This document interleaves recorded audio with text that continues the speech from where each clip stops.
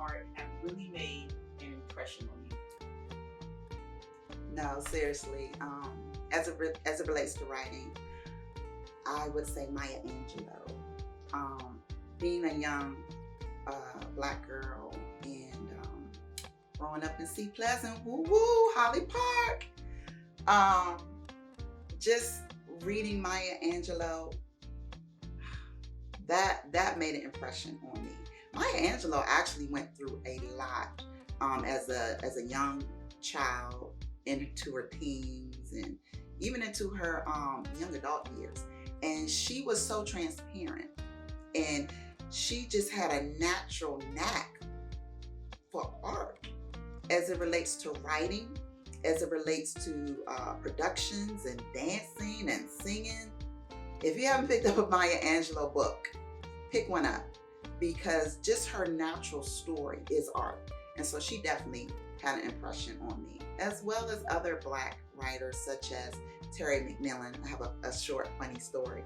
My aunt used to do my hair growing up in my grandmother's barbershop. And I'll be sitting there with the ladies with my little book, reading Waiting to Exhale, or whatever book I picked up at the library. And my aunt peered over to me and she said, "Your mama know you reading that book?" I think I was about 15 years old and I was reading Waiting to Exhale. So I was always reading black literature, whether it was Marita Golden, which is another one I like.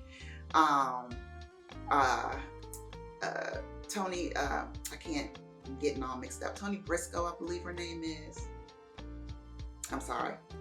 I got brain freeze. But there was so many black authors coming out as a young adult and into my early 20s. Elin Harris is another one. And it was just the richness of these stories that they were telling. And these were stories about me.